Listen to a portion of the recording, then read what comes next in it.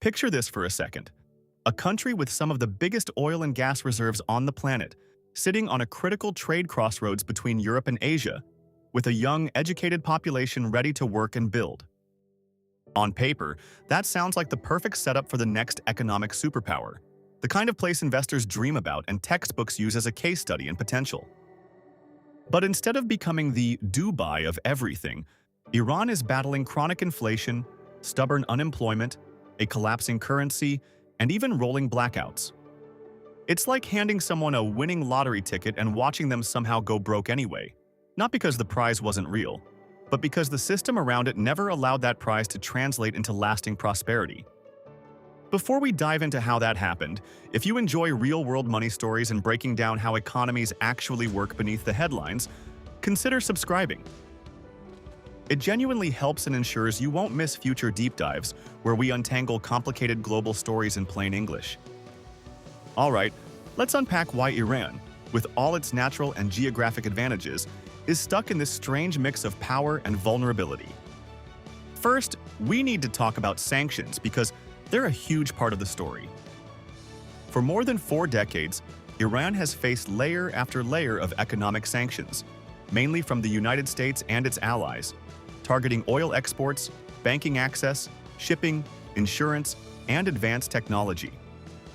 These restrictions limit who Iran can sell oil to, how it can get paid, whether it can use the global financial system, and what equipment it's allowed to import.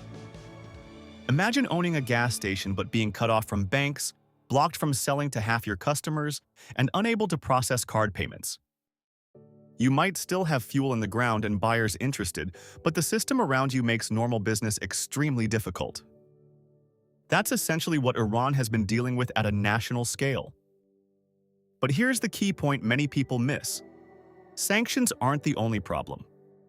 Even if they disappeared tomorrow, Iran would still face deep structural weaknesses that hold its economy back. One of the biggest issues is subsidies, especially on energy and basic goods. For years, Iran has kept prices for fuel, electricity, and bread artificially low. On the surface, that sounds generous. Cheap gas and affordable electricity reduce pressure on households and help control social unrest in the short term. The long-term effects, however, are costly. When something feels almost free, people naturally consume more of it because there's little incentive to conserve, innovate, or improve efficiency. When electricity is extremely cheap, there's no urgency to upgrade old appliances, insulate buildings, or invest in efficient industrial equipment. When fuel costs next to nothing, inefficient vehicles remain on the road and logistics systems stay outdated. The economic pressure that normally pushes productivity improvements simply doesn't exist. The result is high energy consumption without matching economic output. Iran uses vast amounts of energy relative to the size of its economy. It's like driving a huge SUV that burns fuel constantly but barely moves faster than a bicycle. Lots of input, limited output. Meanwhile, those subsidies carry a massive fiscal burden. The government must pay the difference between global market prices and what citizens actually pay. That gap costs billions and must be funded through oil revenues, borrowing, or central bank financing. Now add sanctions into this fragile mix. Because Iran cannot freely sell oil at full capacity on global markets, export revenues are limited. Even when oil is sold, it often requires discounts or complex payment arrangements. That means less foreign currency coming in while domestic spending remains high. So you end up with high expenses, constrained income, and persistent inefficiency reinforcing one another. When a government can't raise enough revenue through taxes or exports, it has limited choices: raise taxes, cut spending, borrow more, or print money. Each option carries political risks. Iran has relied heavily on expanding the money supply. In simplified economic terms, inflation often emerges when money grows faster than real output. Economists describe this relationship using the quantity theory of money. MV, worse, PY.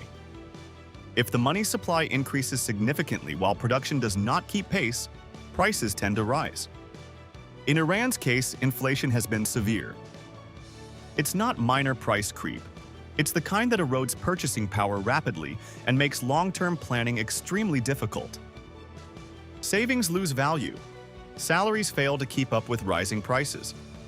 Food, rent, and essential goods become more expensive in unpredictable waves. The rial weakens against major currencies like the US dollar, making imports costlier and fueling further inflation. That's why you sometimes see people holding thick stacks of banknotes just to buy basic groceries. It's not a sign of wealth, but of currency devaluation.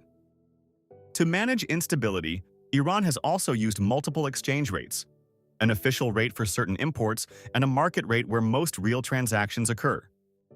Whenever multiple exchange rates exist, arbitrage opportunities follow. If someone gains access to dollars at the cheaper official rate and resells them at the higher market rate, the profit is nearly guaranteed. Over time, politically connected insiders learned how to exploit these gaps, buying currency or subsidized goods cheaply in one channel and selling them at higher prices in another. While ordinary citizens struggle with inflation and uncertainty, a small group benefits from the distortions. This creates a structural trap. Those who profit from the system often have influence over policy.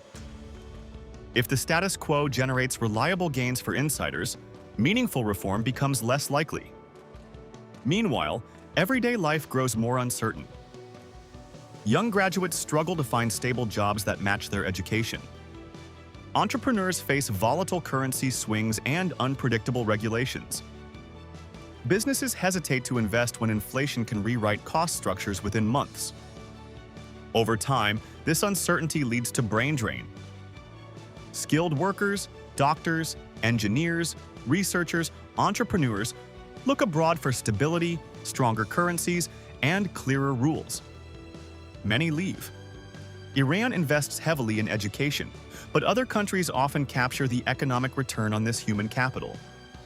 There have also been unintended consequences of cheap energy, including large-scale cryptocurrency mining operations that took advantage of subsidized electricity. While profitable for some, these activities strained the national power grid and contributed to blackouts, highlighting how distorted price signals can ripple through an economy in unexpected ways. So you end up with a surreal picture. A country rich in energy that still experiences power shortages. A country with vast oil reserves that struggles to generate stable revenue. A country with a young, educated population that cannot fully utilize its talent at home. Given its geography, resources, and demographics, Iran could theoretically serve as a manufacturing hub, a logistics bridge between East and West, an energy powerhouse with modern infrastructure, and a regional trade center. The raw ingredients are clearly there. But in practice, sanctions, subsidies, monetary expansion, mismanagement, and corruption reinforce one another in a self-sustaining loop. Sanctions limit trade and financial access. Subsidies drain the budget and distort incentives. Money creation fuels inflation and weakens the currency. Multiple exchange rates create loopholes that enrich insiders. And those positioned to reform the system often benefit from its inefficiencies. That is Iran's economic dilemma in a nutshell. Enormous structural potential trapped within a framework that distributes gains narrowly while spreading costs broadly. Natural resources alone do not guarantee prosperity. Institutions, incentives, governance, and sound policy design matter just as much as oil wells and geography. If you made it this far, you now understand this situation more deeply than most people skimming headlines about oil-rich nations. You can see why resource wealth doesn't automatically translate into broad-based economic stability. If you enjoy breaking down complex global economic stories like this in a clear, conversational way, consider subscribing. It helps the channel grow and allows us to keep producing thoughtful deep dives into the forces shaping the global economy. And if you'd like to support the channel further, check the description below for recommended tools and resources that can help with your own financial journey. Every click genuinely helps keep these long-form economic breakdowns coming.